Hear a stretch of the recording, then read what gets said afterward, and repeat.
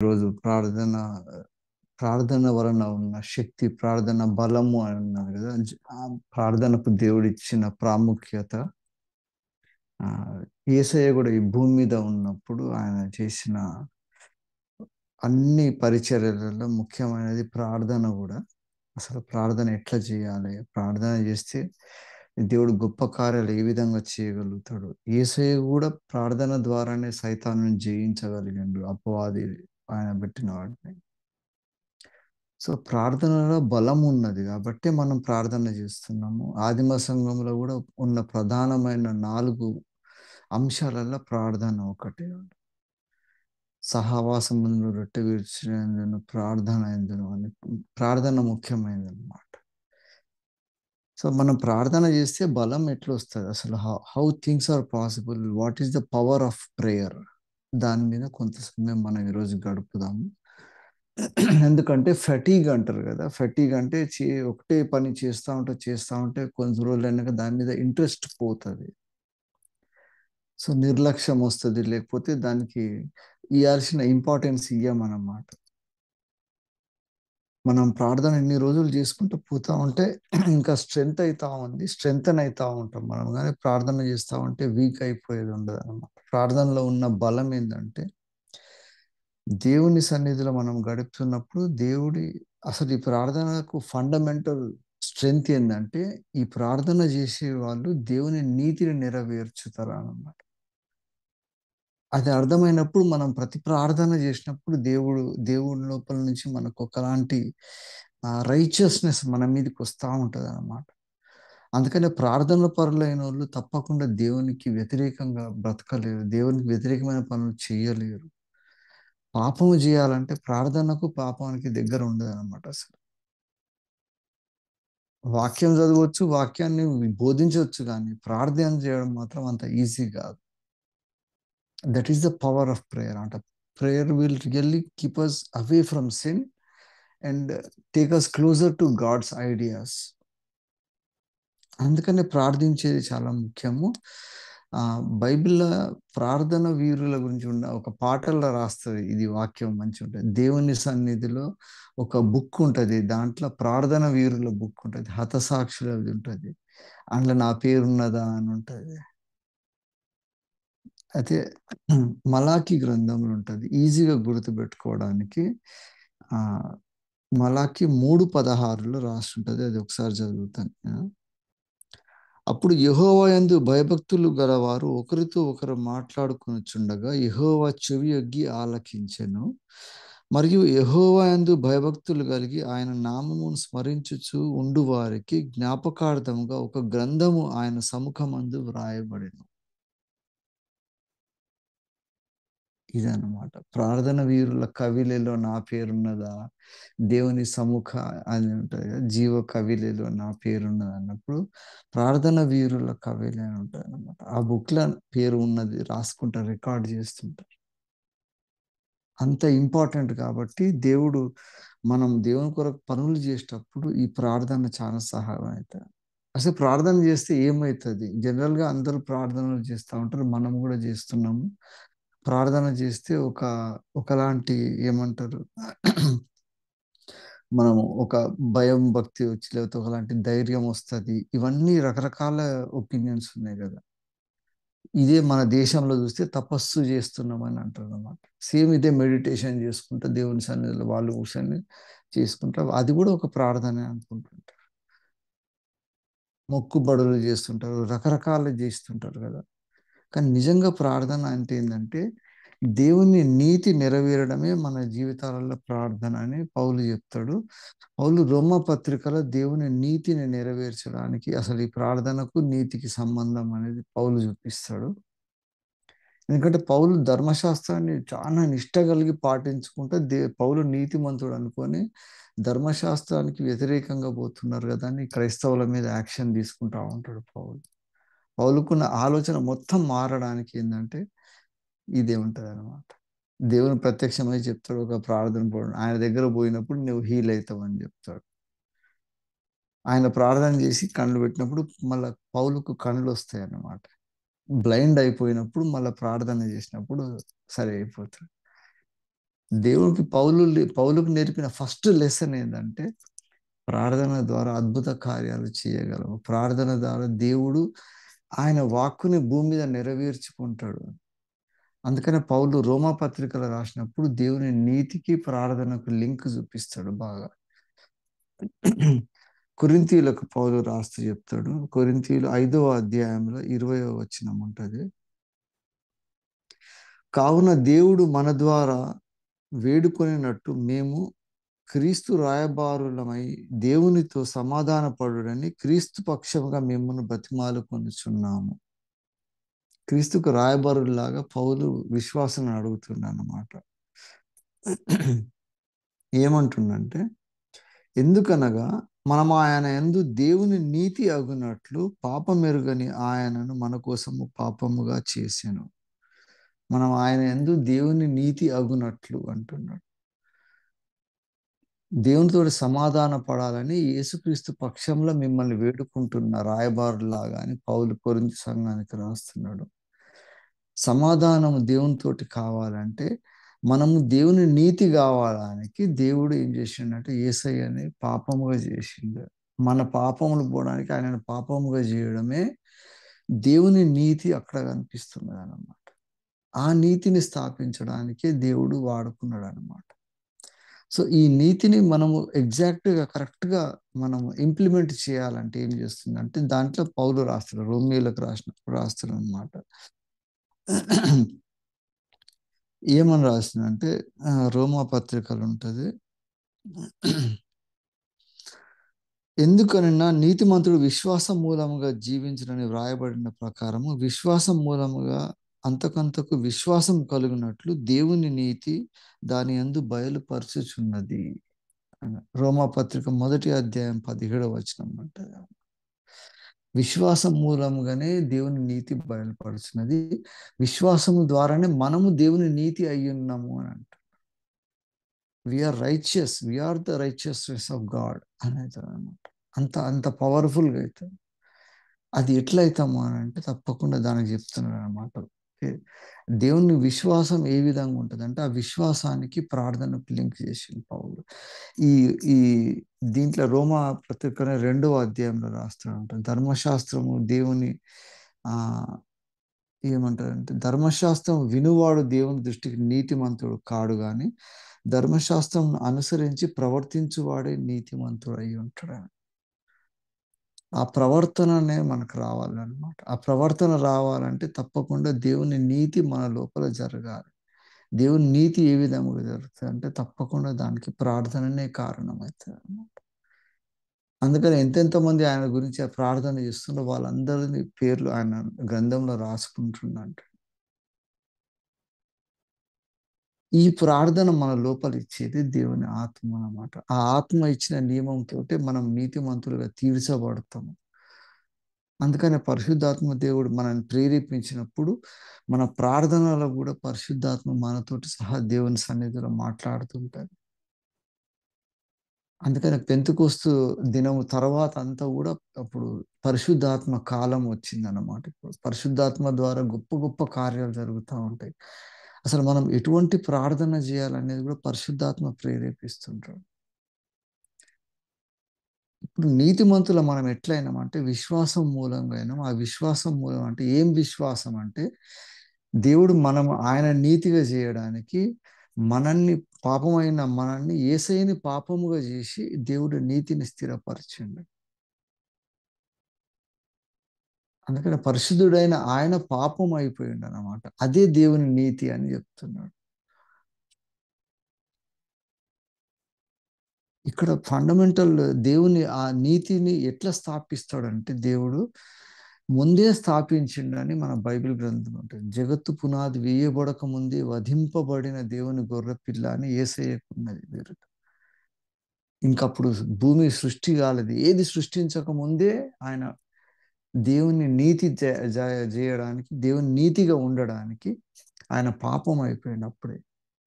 ఇంకప్పుడు ఆదాము లేడు, సైతాను, లూసిఫర్ వీళ్ళెవ్వరూ లేకముందే యేసయ్య దేవుని నీతిగా ఆడ ప్రదర్శింపబడ్డాడు అన్నమాట. అప్పుడే ఆయన ప్రాయశ్చిత్తం జరిగింది అన్నమాట. అందుకని entire universe, the world it self will have to tremble before him. ప్రతి నాలుక ఆయన స్తుతించాలి, ప్రతి మోకారు ఆయన సన్నిధిలో వంగాలి. ఎందుకంటుందంటే ఆయన నమ్మినా నమ్మకున్నా కూడా ఆయననే జస్టిఫై చేసిండు అన్నమాట. కాబట్టి మనం ఇప్పుడు ఏమని నమ్మాలంటే విశ్వాసం మూలంగా దేవుని నీతి మనకు ఎట్లొచ్చిందంటే మన పాపములను అన్నిటిని చూసి యేసయ్యనే పాపం అయిపోయాడు మన కోసం. పరిశుద్ధుడే పాపముగా ఉన్నాడు కాబట్టి మనం నీతిమంతులమైనాము. ఈ విశ్వాసము ద్వారానే మనం దేవునితోటి సమాధాన పడాలని పౌలు రాసిండనమాట కొరింథీ సంఘానికి.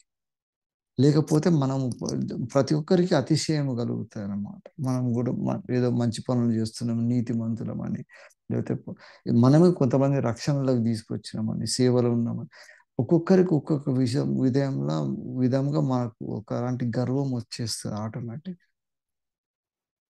దీన్ని అణచడానికి దేవుడు అన్నాడు, ప్రతి దినము దేవుని సన్నిధిలో భయభక్తులు కలిగి ఉండాలి. భయభక్తులు కలిగి ఉన్న వాళ్ళ ద్వారానే దేవుడు వింటాడు అనమాట, మన మొర ఆలకిస్తాడని ఉంటుంది.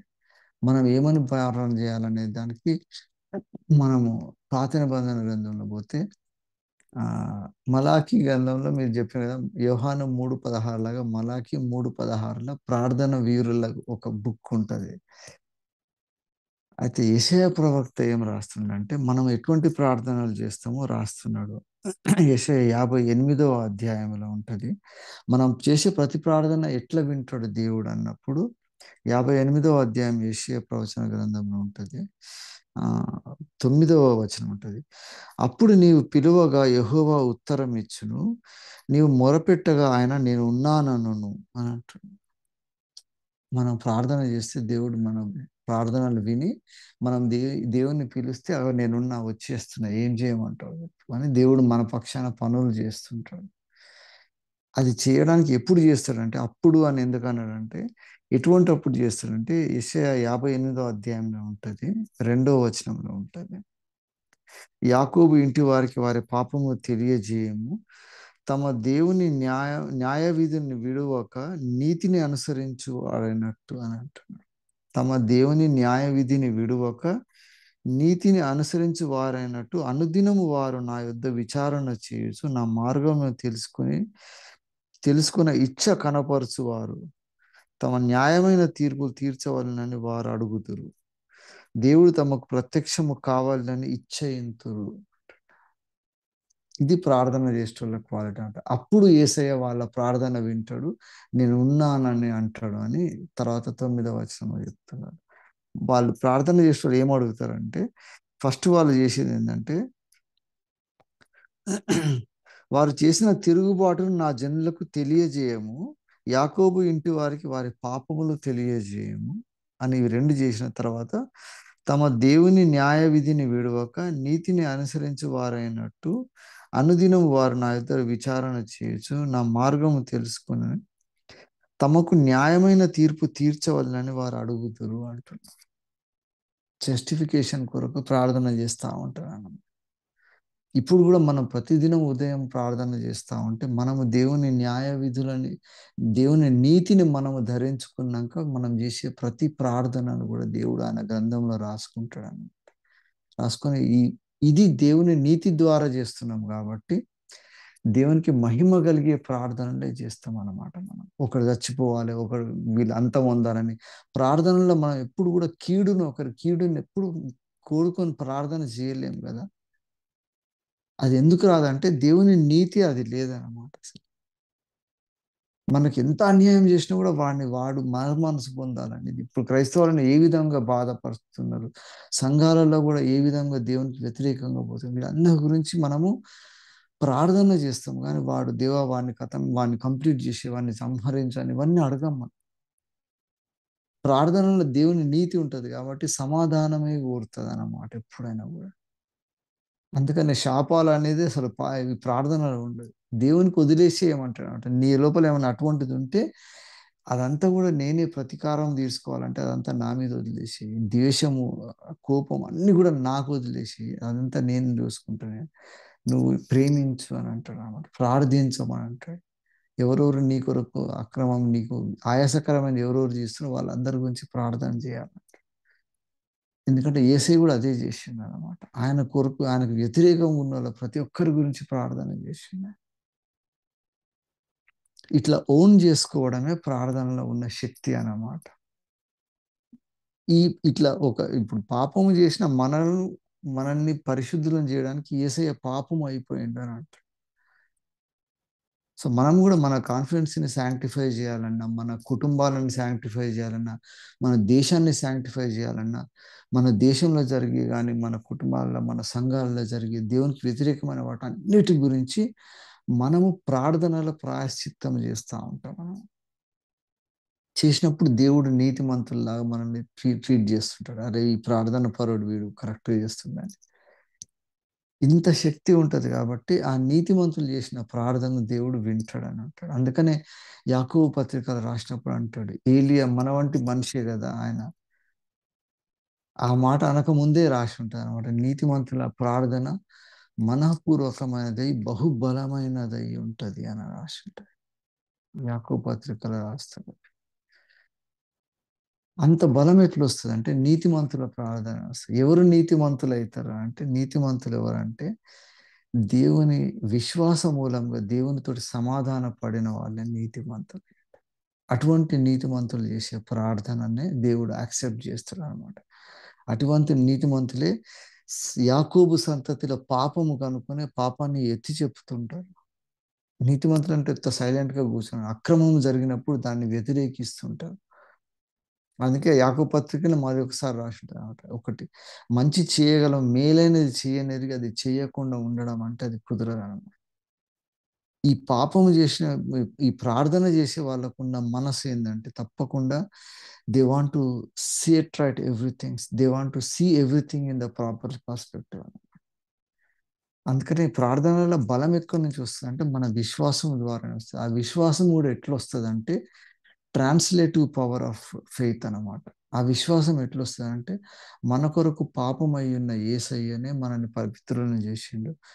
ఈ కాన్సెప్ట్‌ని మనం విశ్వసించినం గాబట్టి, మనం నీతిమంతులుగా తీర్చబడ్డాం గాబట్టి, ఆ నీతిమంతులే దేవుని సన్నిధిలో బలమైన ప్రార్థన చేయగలరు. ఇప్పుడు మనం చేసే ప్రతి ప్రార్థన గూడా ఎవడు జపం చేసినట్టు చేస్తే అసలు ఆ ప్రార్థనలో ఏం ప్రయోజనం ఉండదు. తప్పకుండా మనం చేసే ప్రార్థనకు పవర్ ఉన్నది. మనం చేసే ప్రార్థన వలన గొప్ప కార్యాలు జరుగుతున్నాయి. దేవుని తీర్పు నెరవేరుతది. దేవుని నీతి నెరవేర్చడానికి కూడా దేవుని ప్రతినిధులుగా మనం ఇక్కడి నుంచి మనం ప్రార్థనలు చేస్తుంటాం అన్నమాట. పౌలు కొరింథీయుకి రాసుకుంటే అదే అంటాడన్నమాట. ఆయన యేసు రాయబారులుగా మిమ్మల్ని ప్రాధేయపడుతున్నా, సమాధాన పడండి అని అడుగుతున్నాడు. అట్లా మనం గూడా క్రీస్తు రాయబారులుగా మనము ప్రపంచానికి, లోకానికి, సంఘానికి, మన కుటుంబాలకు ప్రతినిధులుగా మనం గూడా దేవుని సన్నిధిలో అడుగుతున్నాం మనం. ఈ పరిచర్య జగత్తు పునాది వేయబడక ముందే యేసయ్య జేషిండనమాట.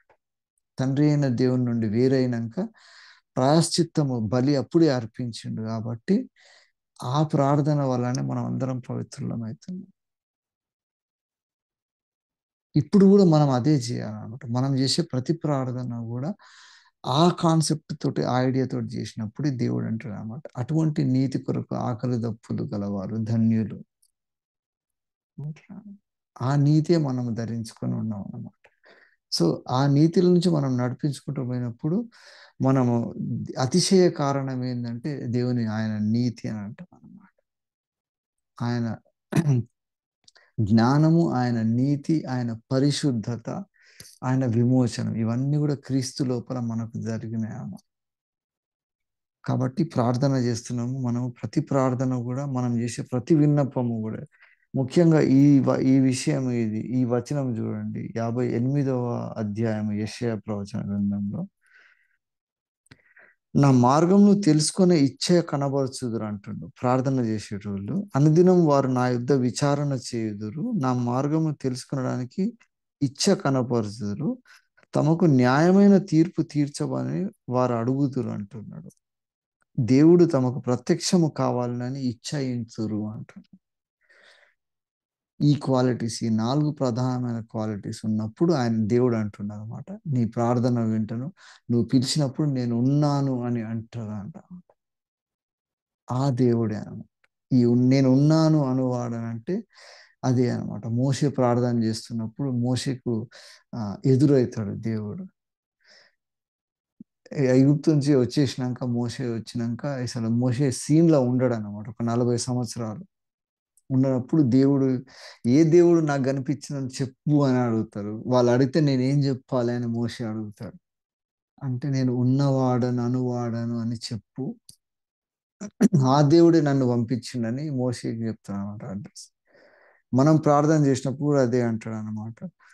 ఏమంటుండు 9వ వచనంలో ఉన్న 58వ యెషయా గ్రంథంలో.